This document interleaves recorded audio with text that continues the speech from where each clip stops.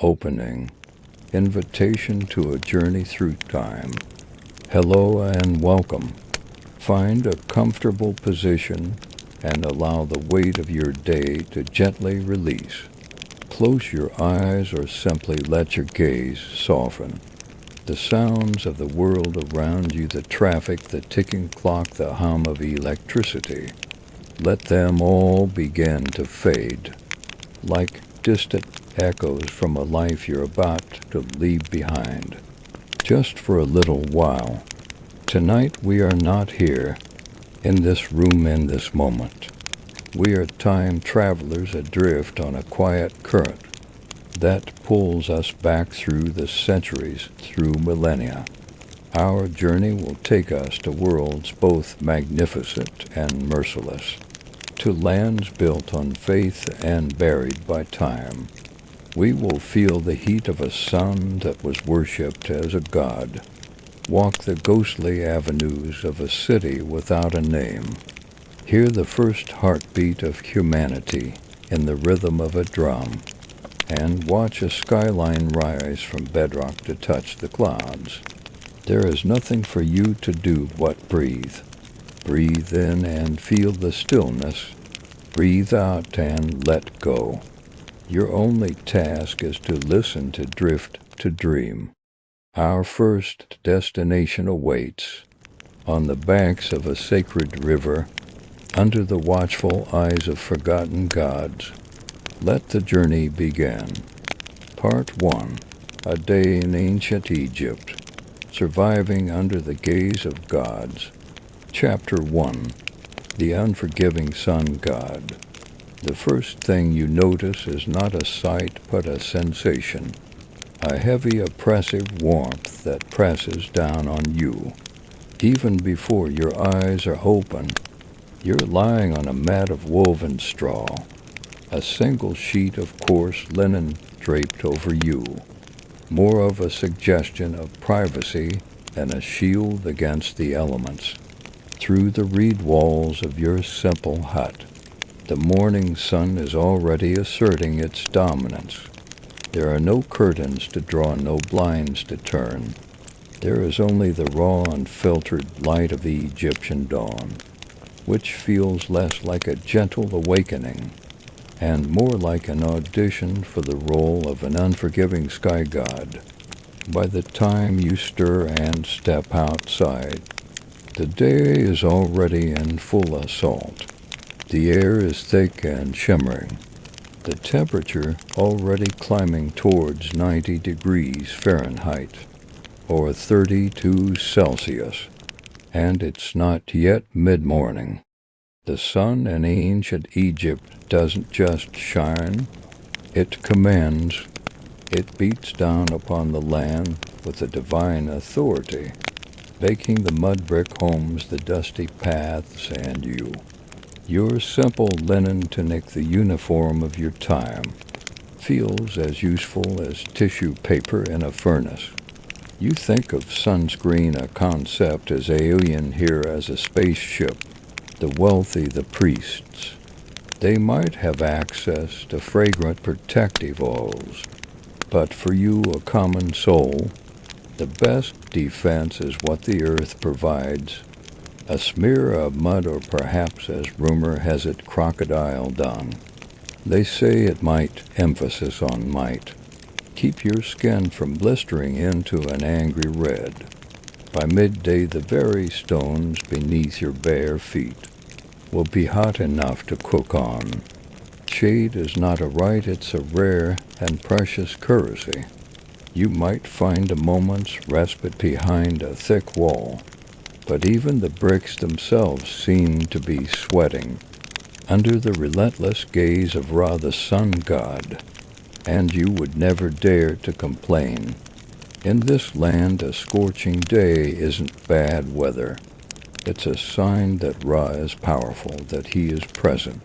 To be melting under his heat is, in a strange way, a spiritual compliment. Welcome to your morning. And this is just the beginning. Chapter 2. The Nile's Double-Edged Blessing. You're out of bed, such as it is. and the familiar scent of the Nile calls to you. It's a short walk, but you can smell it long before you see it. Yes, the mighty Nile, the giver of life, the cradle of your civilization, worshipped as a divine entity. But let's be honest with our modern senses. It also carries the potent aroma of a fish market that has had a very public argument with the swamp. The banks are a chaotic symphony of life, buzzing flies, croaking frogs, and slithering creatures that seem to be testing the very definition of leg. This is your bathtub. Soap is a dream for another millennium. Your cleansing agent is the most advanced technology available. Sand. You scoop up handfuls of the coarse, wet grains and scrub your skin, a process that feels less like skincare and more like an act of resurfacing furniture. It is nature's sandpaper, brutally effective, and yet somehow incomplete. This is also your laundromat. You pound your linen garments against the smooth, sun-warm rocks, all the while keeping a wary eye out for the river's silent landlords. A ripple in the water could be a fish, or it could be a crocodile deciding your tunic looks like a tasty appetizer. And to add another layer of sensory delight, there's the gentle upstream flow of everything. Human waste, animal runoff, the occasional remnants from a funeral barge. This river is shared by the living, the dead, and the livestock. And yet this is considered clean. You rinse, emerge from the water feeling slightly less grimy, and only moderately more concerned about leeches. You fill heavy clay jars with this same water, balance them skillfully on your head, and begin the trek back to your home before the sun turns the world into an oven. It's a daily ritual, spiritual, essential, and faintly traumatic. The Nile is a miracle, a giver of food and water, but it is also a swirling living biohazard, and it's all you have. Chapter 3. A gritty breakfast. You've bathed, you've sandpapered yourself semi-clean, and your body already feels like a slowly baking fig. It's time for breakfast, the most important and profoundly unglamorous meal of your ancient Egyptian day. Let's manage expectations right away. There are no fluffy omelets, no vibrant fruit bowls, and absolutely no iced coffee. Breakfast here is a tactical refueling operation, not a culinary experience. You squat on the cool earth floor of your hut, or perhaps on a low stool if you're fortunate. The centerpiece of the meal is bread, but not the bread you know. This is a dense, coarse loaf made from emmer, wheat, or barley. It's as chewy as a leather sandal, and more often than not contains an uninvited guest. Sand. The grain is ground between two large flat stones, and tiny particles of grit inevitably mix into the flour. It's a daily dose of minerals, some might say, or a daily dental abrasion, others might think. To wash it down you have beer, but again banish your modern notions. This isn't a crisp, refreshing lager.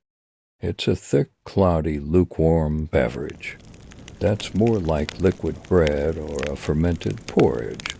It's packed with calories and has a vaguely sour, grainy taste, a medieval smoothie designed for survival. Even the children drink it, not as an act of rebellion but of prudence. The brewing process boils the water, killing the parasites that swim so freely in the Nile. It's safer than the water you just bathed in. If the gods are smiling upon you today, you might have a raw onion to crunch on, or a few sticky dried dates to accompany your carbon foam combo. Protein is a luxury. Maybe someone caught a fish and decided to share. As you chew your rock-like loaf and sip your sludge-like beer, the ever-present flies buzz around you, treating your meager meal as their personal buffet. You swat them away with one hand cup in the other, and try not to dwell on the fact that this is probably the best meal you'll have all day. Breakfast in ancient Egypt is about one thing and one thing only: function. It's the fuel you need to survive, until someone hands you another scent-infused brick of bread. Bon appetit. Chapter 4. The Endless Toil. You've consumed your gritty bread and chunky beer. You've had just enough rest to be considered functional. Now it is time to work, and let me assure you ancient Egyptian labor makes modern-day burnout look like a wellness retreat, unless you belong to the sliver of society that is ascribed a priest or royalty, which, let's be honest, you are not. Your job is a relentless cycle of muscle, sweat, and dust. There are no air-conditioned offices, no scheduled coffee breaks, no ergonomic chairs. There is only the sun, your eternal supervisor, and the earth, your unyielding workstation. If you are a farmer, you are ankle-deep in the thick, clinging mud of the Nile River banks by sunrise. You pull wheat, you guide a simple wooden plow pulled by oxen. You plant barley seeds one by one, under the watchful and often shouting eye of an overseer, whose main hobby seems to be impatience. If your back aches good, it means you're working. If you are labor, the work is even more monumental. Imagine hauling multi-ton blocks of stone for a temple construction, barefoot up a ramp made of gravel, grit, and prayer. There are no safety regulations here. If you trip and break an ankle, the foreman might offer a shrug before yelling for someone to take your place. Are you working on a pharaoh's tomb? That's another level of grind entirely. You spend your days in the dim, stifling air hammering away at limestone, chiseling out burial chambers for a man who will get to rest for eternity. A luxury you can't even fathom. And if you make a mistake, if you chip the wrong part of a sacred carving, job security might suddenly involve a permanently sealed chamber. And if you are a woman, you are not exempt from this world of toil. Your work is just as physical, just as crucial. You are grinding grain into flour, hauling water from the river, weaving linen, raising children, and when the season demands, working alongside the men in the fields. Your only break is the 7 minutes the baby naps. While you're preparing the evening meal, you eat on the move. You wipe sweat from your brow with the back of a dusty hand. You keep moving because to slow down is to fall behind. And to fall behind means another family gets your ration of grain. And you get the blame. There is no clocking out. The sun dictates your shift. When it finally sinks below the horizon, you drag your weary body home, caked in dust and dreaming of nothing more than a softer sleeping mat and a slightly less aggressive sun god. Work here isn't a career. It's a full-body, full-time commitment to survival. Part 2. The Enigma of Teotihuacan. blood rites at the Temple of the Feathered Serpent. Chapter 1. The City with No Name. Now let our journey carry us forward in time, and across a vast ocean. We leave the sands of Egypt behind, and find ourselves in the heart of ancient Mesoamerica, before the rise of the mighty Aztec Empire, before the Maya perfected their cosmic calendar. There stood a city unlike any other, a metropolis of ghosts. The later Aztecs who stumbled upon its magnificent ruins would call it Teotihuacan, the place where the gods were born. And as you walk its central artery, the immense Avenue of the Dead, flanked by pyramids that seem to scratch at the heavens, you begin to understand why, at its zenith around 200 CE, Teotihuacan was a sprawling, meticulously planned city, home to over 100,000 souls. This made it one of the largest urban centers on the entire planet, rivaling Rome and Alexandria in its scale and influence. Wide boulevards, a precise grid system, and sprawling apartment compounds housing entire clans, all built from volcanic stone. At its heart stood three colossal structures: the Pyramid of the Moon, the Pyramid of the Sun, and a third, more unsettling pyramid at the city's ceremonial core. This is the Temple of the Feathered Serpent. But here is the central haunting mystery of Teotihuacan.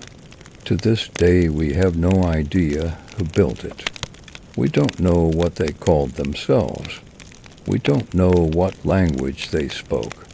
There are no carved records of kings, no dynastic histories chiseled into stone. The city seems to have been ruled not by a single glorified monarch, but perhaps by a council, a collective theocracy, or some form of power we don't yet comprehend. And yet their anonymity did not limit their power. Evidence of Teotihuacan's influence, its pottery, its obsidian blades, its art style, has been found hundreds of miles away deep in the territory of the Maya. They were a silent superpower, a city whose influence was as vast as its origins are obscure, and at the heart of their power and their belief system stood a temple that feels less like a place of worship and more like a predator coiled and waiting. Chapter 2. The Duality of the Feathered Serpent. To understand the temple, you must first understand the god to whom it was dedicated, the Feathered Serpent, known centuries later to the Aztecs as Quetzalcoatl, and to the Maya as Kukulkan. This deity is one of the most powerful and paradoxical figures in all of Mesoamerican mythology, but here in Teotihuacan long before the Aztecs. The feathered serpent was already a supreme divine force. Think of the paradox: a serpent and a bird. One creature slithers on the earth connected to the underworld, shedding its skin in a cycle of death and rebirth. The other soars in the heavens close to the sun, a symbol of freedom, the sky, and life-giving breath. To combine these two opposing forces, earth and sky, death and life, chaos and order, was to create a being of terrifying cosmic power. The feathered serpent wasn't just a god. He was a bridge between worlds. On the temple's facade, this paradox is made terrifyingly real. Dozens of snarling, open-mouthed serpent heads jut out from the stone, as if frozen mid-strike. They have the fangs of a snake, but are adorned with the magnificent plumage of the quetzal bird. They are everywhere, covering the temple's tiers, a constant menacing presence. But this god wasn't just a symbol of the cosmos. He was intimately connected to sacrifice. Blood in the Mesoamerican worldview was the sacred fuel that kept the universe in motion. And the feathered serpent, though sometimes remembered as a gentle, civilizing god, had a much darker role in Teotihuacan. He demanded offerings, and not just a maize or incense. He demanded life itself. The temple was not just a monument to this god. It was a cosmic engine, a machine designed to be fed. And the most disturbing truths of all were not carved on its surface, but buried deep beneath it. Chapter 3. The Buried Offerings. For centuries the temple stood as a weathered, silent monument. Locals whispered legends about it. Scholars made their educated guesses, but no one could have imagined what was sealed beneath its stones, until archaeologists finally broke through in the late 20th century. What they found wasn't just unexpected, it was profoundly unsettling. Hidden beneath the temple's foundations were chambers and pits long sealed from the world, and they were filled with human remains. These were not the chaotic aftermath of war or plague. These were deliberate, systematic ritual sacrifices. Over 200 bodies, mostly young men, likely captured warriors. Many had their hands bound behind their backs. Some were decapitated. Others wore necklaces made of human jawbones, and scattered among them were the tools of their demise, sharp black obsidian knives. But it was the arrangement that was most chilling. The bodies were not simply dumped. They were placed in precise geometric patterns, aligned with cardinal directions, as if mirroring the cosmos itself. It wasn't just about death. It was about meaningful, ordered death. Surrounding them were other offerings: jaguar skeletons, serpents, exotic seashells from the distant coast, and hundreds of pristine obsidian blades that had never seen battle. This wasn't punishment. It was a gift to the gods. To the people of Teotihuacan, the very act of building a temple seemed to require a foundation of blood. Each layer of the pyramid was consecrated with life. The deeper you dig, the more sacrifice you find. It was as if the temple was not built on top of death, but was constructed to contain it. The blood didn't just stain the stone. The stone was meant to hold the blood, and all of it was for the feathered serpent. Chapter 4. The Machine of Cosmic Alignment. Look closer at the temple and you'll notice something else, something unnerving. It doesn't just sit on the landscape. It aligns with the universe. Teotihuacan was not built randomly. The entire city is a grand celestial map. Its main avenue of the dead runs at a precise 15-degree angle off true north. This was no mistake. It was a deliberate choice likely to align with the setting of the Pleiades star cluster, or the sun on specific ceremonial dates. The Temple of the Feathered Serpent sits directly on this axis, locking it into a cosmic blueprint. But why? What were they trying to channel? Some theories suggest the temple aligns with the equinox sunrise. Others point to the planet Venus, celestial body sacred to Mesoamerican cultures. often associated with war, sacrifice, and rebirth. When Venus rose as the morning star, wars were declared and rituals began. The temple's very architecture speaks this cosmic language. The repetition of numbers, the symmetry, the rhythm of the steps, all reflect a stunning understanding of both earthly mathematics and celestial cycles. And beneath the surface, more clues.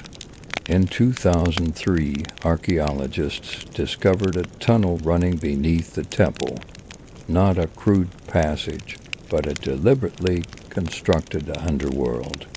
Its walls were once coated in powdered pyrite, a mineral that would have shimmered, reflecting torchlight like a starry night sky.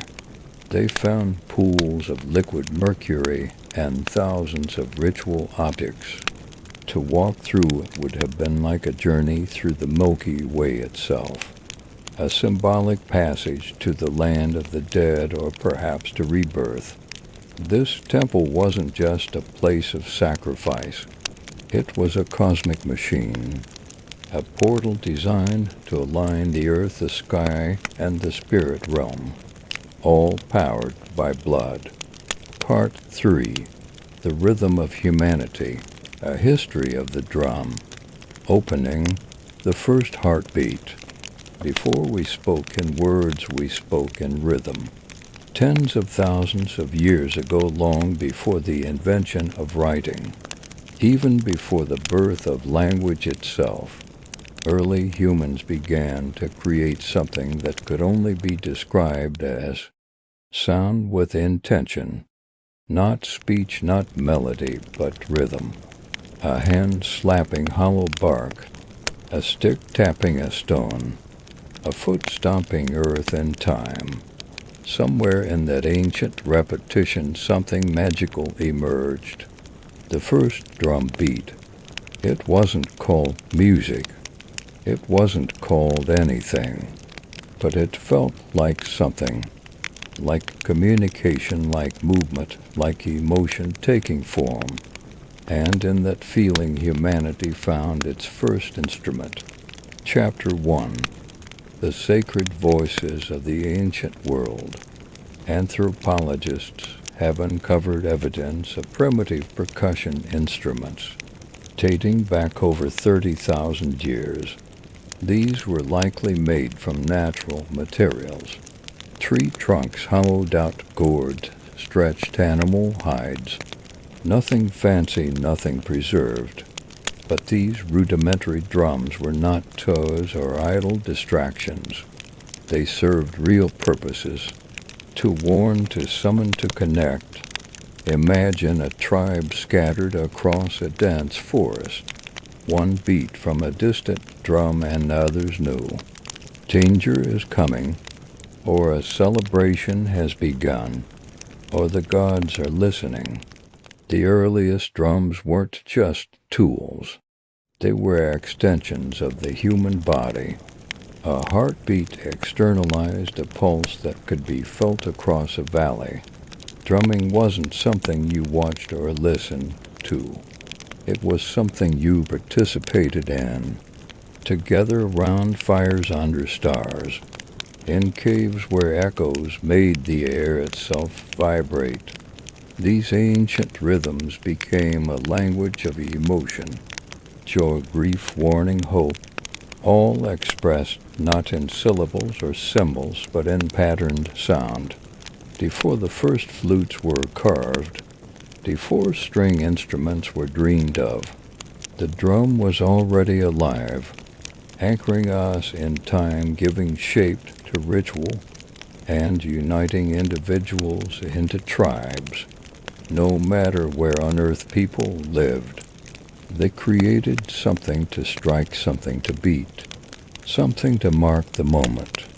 Because even when we had no words, we had rhythm, and that rhythm was everything. Chapter 2. The drum as a living entity. In the cradle of early human civilization, drums were not just instruments. They were sacred voices. Every tribe, every culture, every corner of the earth developed its own rhythm, but the purpose was nearly universal: to commune with the unseen. In Africa, where some of the world's earliest drums emerged, rhythm was deeply intertwined with life, death, and ancestry. The gem carved from a single tree and wrapped in goat skin was believed to contain three spirits: that of the tree it was carved from, the animal whose skin gave it voice, and the craftsman who brought it to life. Played in circles, the gem didn't just accompany rituals. It was the ritual. Then there were the talking drums, capable of mimicking human speech through pitch and tone. In West Africa, these drums carried messages across miles, relaying news, warnings, births, and deaths from one village to the next. Long before the telephone, humans were already drumming their messages. Through the landscape, across the oceans, Native American tribes treated the drum as a living entity. It was the heartbeat of Mother Earth, played in ceremonies to honor ancestors, summon healing, or guide the souls of the dead. The large powwow drum, played by a circle of drummers, was both a musical and spiritual engine, a communal pulse that aligned humans with nature and spirit. In Australia, the Aboriginal people used clapsticks and percussive stomps. In the sacred dream time, a mythic era of creation. In the Arctic, Inuit shamans struck framed drums to enter trance states, seeking visions or communicating with spirits during long dark winters. These weren't performances. These were acts of survival, healing, storytelling, and connection. To drum was to remember. To drum was to belong. And always it was communal. Drums brought people together into sacred circles, synchronizing hearts and intentions. No sheet music, no stage. Just bodies moving, hands striking, souls stirring. All unified by rhythm. It didn't matter where on earth you stood. If you heard a drum in the distance, you knew something sacred was happening. Something that words alone could never express. Chapter 3: The Drums of War and Power. From sacred circles to bloody battlefields, the drum has always spoken, sometimes with comfort and sometimes with command. As human societies evolved into kingdoms and empires, drums transformed into tools of domination, instruments of order, and weapons of fear. The earliest armies didn't have radios or megaphones. They had drums. In ancient China, massive drums called gu were struck to coordinate troops across vast terrains. With a single resonant boom, commanders could signal a charge, retreat, or flanking maneuver. These drums weren't just loud. They were strategic. Each rhythm meant something specific, and trained soldiers knew how to listen even through the chaos of battle. In Mesopotamia, temple drums were used to announce rulers and summon the public, but in times of conflict they echoed through city walls, terrifying enemies with a deep, relentless thunder. It wasn't just percussion, it was psychological warfare. When the Romans marched, they brought with them the tympanum, a framed drum used in processions and by cults. Though not a battlefield instrument in the way horns were, it carried symbolic power, a sound of empire, discipline, and order. But no army wielded drums quite like the Ottomans. Their meter bands, the world's first known military orchestras, unleashed an overwhelming storm of drums, cymbals, and horns before battles. The relentless pounding of giant kettle drums and double-headed bass drums struck terror into the hearts of enemy forces. Some European accounts describe soldiers freezing in panic before even seeing the Ottomans paralyzed by sound. Drums also enforced power off the battlefield. In royal courts across Asia, Africa, and Europe, drum ensembles announced arrivals, marked coronations, and underscored political rituals. To beat a drum was to declare, "Power is present." Even enslaved people in the Americas used drums as tools of resistance. On plantations, rhythmic communication kept culture alive and helped orchestrate secret rebellions. The drum, even under oppression, refused to be silenced. So whether it signaled divine right, military discipline, or raw fear, the drum has always carried a message. This is who rules. This is who marches. And this is the rhythm of power. Part 4. The Manhattan Skyline, a symphony of steel and dreams. Opening, an island of shadows. Before Manhattan became a forest of glass and steel, it was an island of shadows, not cast by towers, but by church steeples and sloping rooftops. In the early 1800s, the skyline barely existed. The city clung to the southern tip of the island, a dense sprawl of brick townhouses, timber-framed shops, and dirt-packed roads. Buildings rarely climbed beyond 5 or 6 stories, not because ambition was lacking, but because gravity had the final say. The taller the building, the more weight it carried, and with stone and brick, height came at a steep price.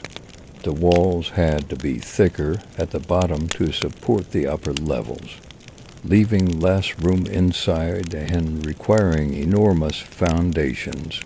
To build high was to build heavy, and heavy didn't make financial sense.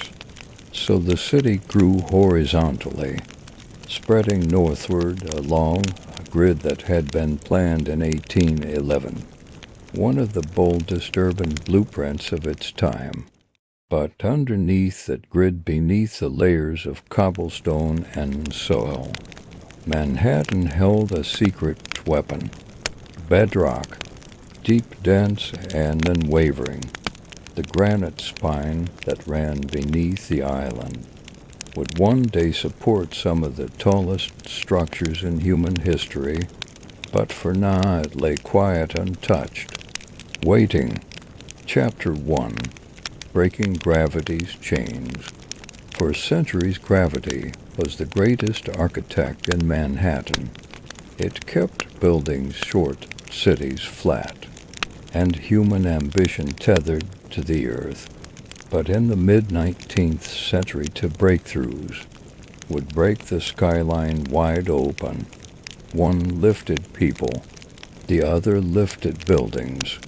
The first came in 1852, when an inventor named Elisha Otis unveiled his revolutionary safety elevator in a dramatic demonstration at the New York Crystal Palace. Otis stood on a platform suspended high above a crowd. He ordered the rope to be cut. The crowd gasped, but the platform didn't fall. A hidden mechanism locked the lift in place. With that single breathtaking moment, Otis changed the rules of height. Until then, the top floors of buildings were the cheapest. No one wanted to climb stairs, but once elevators became safe and practical, those upper floors became premium space, offering light, air, and status.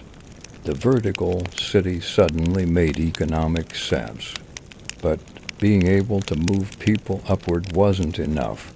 Buildings still relied on load-bearing walls, which grew thicker and more cumbersome the higher they went.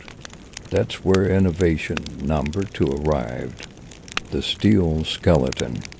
In the 1880s and 90s, engineers began using steel frames to support the weight of buildings, allowing exterior walls to become thin curtains rather than heavy structural anchors. This method, known as steel frame construction, gave architects a new freedom: build as high as the frame could handle. Suddenly, height was no longer a risk. It was a strategy. The technology had arrived. The materials were here. And Manhattan, with its solid bedrock and booming economy, was the perfect canvas. The elevator made the sky accessible. The steel skeleton made the sky buildable. Together they didn't just change architecture. They redefined what a city could be. Now the race would begin. Not outward, upward. Chapter 2. The first race to the sky. By the late 19th century, New York City was no longer content to sprawl. It wanted to soar. The ground was full, the streets were packed, and the only place left to build was up. With steel frame construction and the elevator now established, Manhattan became a proving ground, and the skyline a battlefield for ambition. The first shots were fired in the 1890s. In 1890, the New York World Building, home to Joseph Pulitzer's newspaper empire, rose 20 stories above Park Row. It was the tallest office building in the world. Briefly, not to be outdone, the Park Row building claimed the title next in 1899, standing at 391 feet. Each new tower was a declaration, not just of wealth but of vision. To build higher was to announce, "We are the future." Soon the skyline began to sprout with steel giants. The Singer Building, completed in 1908, stood at 612 feet, becoming the tallest building in the world, and the first structure to surpass the height of the spire of Trinity Church, which had held the record for over 50 years. But even that wouldn't last. In 1913, the Woolworth Building took the crown. Designed by architect Cass Gilbert and funded in cash by retail magnate Frank W. Woolworth, it rose 792 feet, over 55 stories, in a soaring display of neo-Gothic beauty. Dubbed the Cathedral of Commerce, the Woolworth wasn't just tall, it was majestic, an architectural sermon about America's rise as a modern power. But this wasn't just architectural competition. It was branding warfare. Corporations and institutions vied for the tallest, most distinctive buildings, towers that would etch their names into the sky.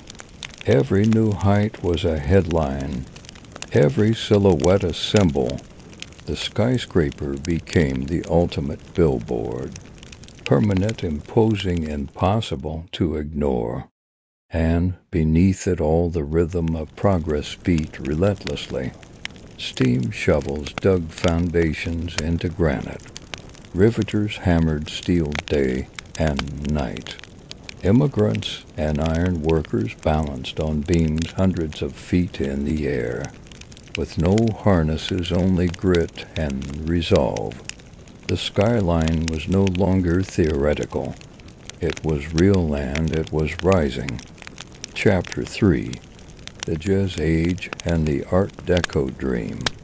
As the 1920s roared through Manhattan, The skyline began to dance, not just climb.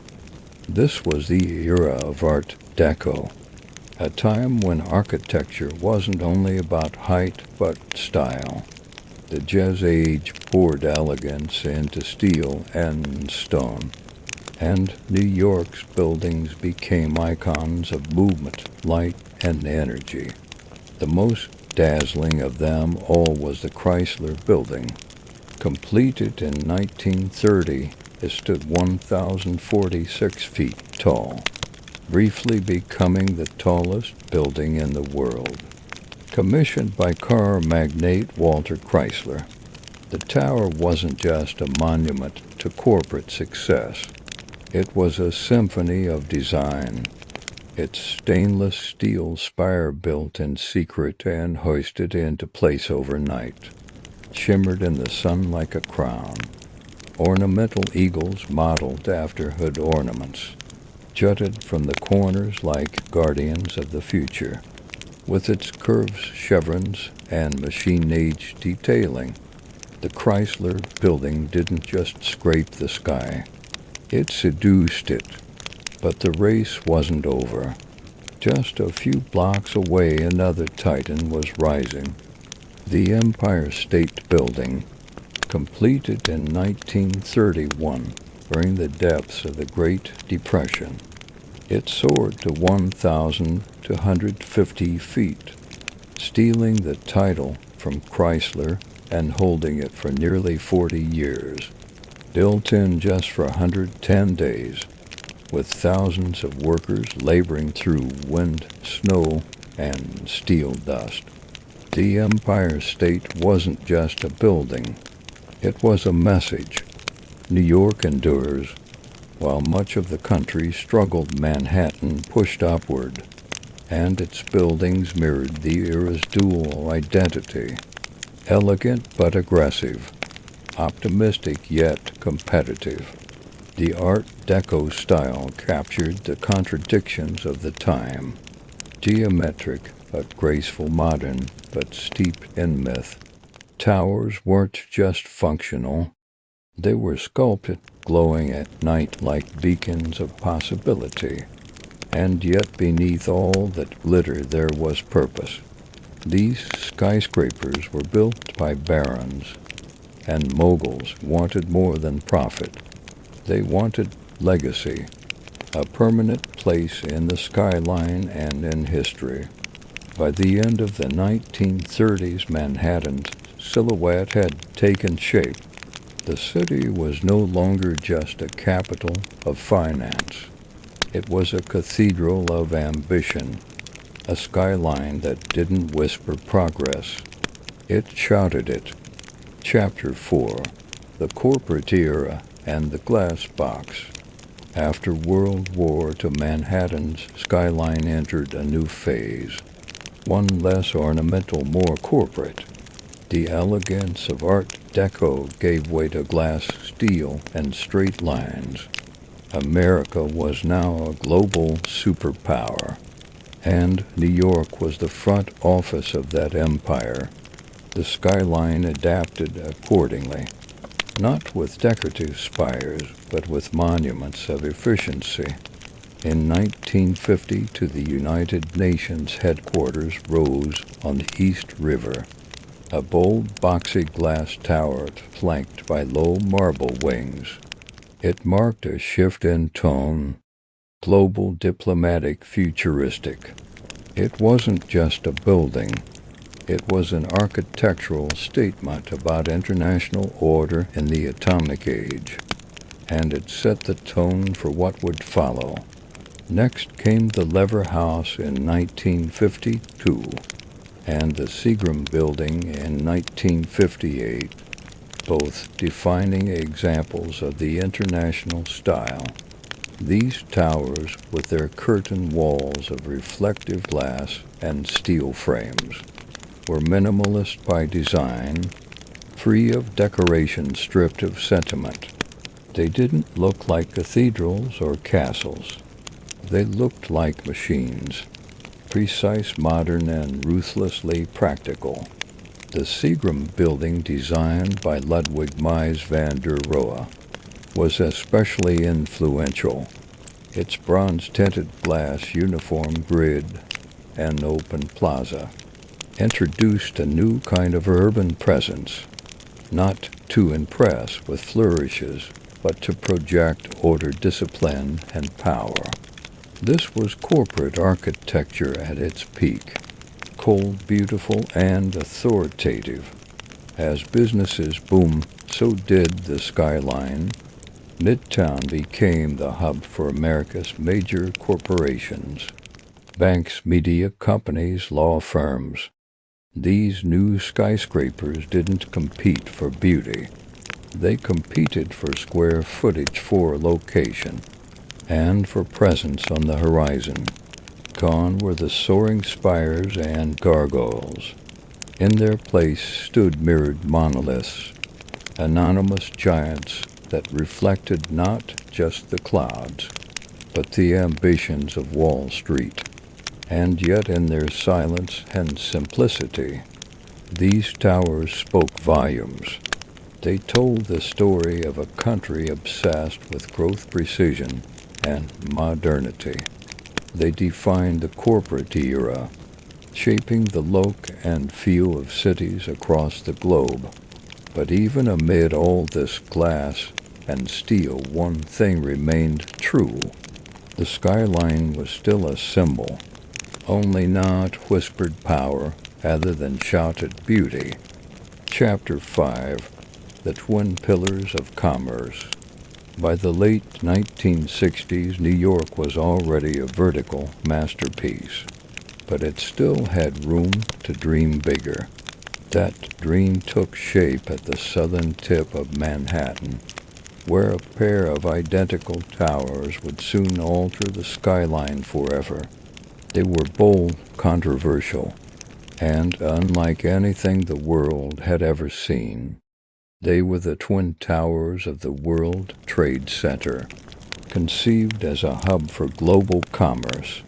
The World Trade Center project was overseen by the Port Authority of New York and New Jersey.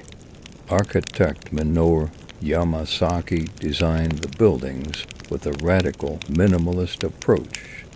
Vertical lines, aluminum cladding, no setbacks. Each tower would rise over 1,360 feet, dwarfing every building before them. The ambition wasn't just architectural, it was ideological, a statement of global connectivity, a new temple for capitalism. Construction began in 1966. To make room, an entire neighborhood radio row was raised. The foundations required a revolutionary technique known as the slurry wall, allowing engineers to build deep into the soft riverbed while holding back the Hudson. It was one of the most challenging engineering feats of its time. When completed in 1973, the Twin Towers weren't universally loved. Some critics called them sterile or boxy. Others mourned the loss of the ornate towers of the past. But too many of the towers were pure presence, bold, confident, and commanding. They didn't dance with the sky like the Chrysler. They didn't taper like the Empire State. They stood firm, twin pillars of certainty and scale. More than just buildings, the World Trade Center became an international symbol of business, of unity, of American might. People came from around the world to visit the observation decks, to dine at windows on the world, or simply to stare up and off from the plaza below. For nearly 3 decades, the Twin Towers dominated Lower Manhattan. They anchored the skyline, giving it symmetry and gravitas. And while other cities built taller structures, none carried the iconic weight of those 2 towers rising side by side. The skyline had changed once again. this time not with ornament or artistry, but with monumental ambition. Chapter 5: The Twin Pillars of Commerce. By the late 1960s, New York was already a vertical masterpiece, but it still had room to dream bigger. That dream took shape at the southern tip of Manhattan, where a pair of identical towers would soon alter the skyline forever. They were bold, controversial, and unlike anything the world had ever seen. They were the twin towers of the World Trade Center. Conceived as a hub for global commerce, the World Trade Center project was overseen by the Port Authority of New York and New Jersey. Architect Minoru Yamasaki designed the buildings with a radical minimalist approach. Vertical lines, aluminum cladding, no setbacks. Each tower would rise over 1,360 feet, dwarfing every building before them. The ambition wasn't just architectural, it was ideological, a statement of global connectivity, a new temple for capitalism. Construction began in 1966.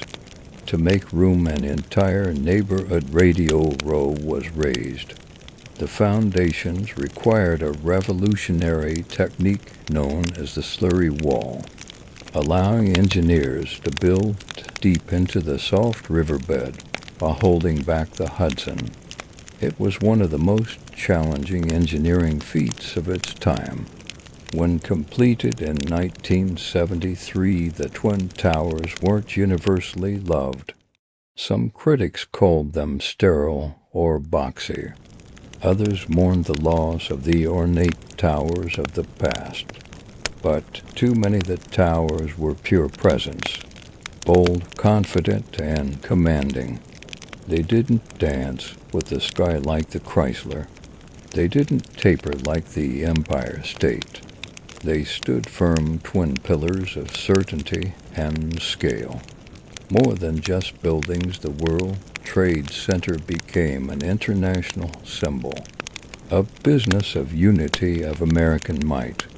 People came from around the world to visit the observation decks, to dine at windows on the world, or simply to stare up and off from the plaza below. For nearly 3 decades, the Twin Towers dominated Lower Manhattan. They anchored the skyline, giving it symmetry and gravitas. And while other cities built taller structures, none carried the iconic weight of those 2 towers rising side by side. The skyline had changed once again, this time not with ornament or artistry, but with monumental ambition. Chapter 7: A Skyline Reborn. In the aftermath of devastation, a city known for speed, ambition, and movement paused, not to surrender, but to reimagine. Rebuilding the Manhattan skyline after 9/11 wasn't just a matter of architecture. It was a matter of identity. What would rise in place of the Twin Towers? Could anything? The answers came slowly. In 2003, a design by architect Daniel Libeskind was selected for the new World Trade Center site. It wasn't just about height. It was about healing memory and renewal. The plan would blend commercial space with public memorials, parks, transportation, and light. It wasn't a return to what had been. It was a statement of what could be. At the heart of it all stood a new tower, One World Trade Center, originally called the Freedom Tower, rising from the northwest corner of Ground Zero. It would become the tallest building in the Western Hemisphere at 1,776 feet, a number chosen to echo the year of America's independence. But this wasn't just about patriotism.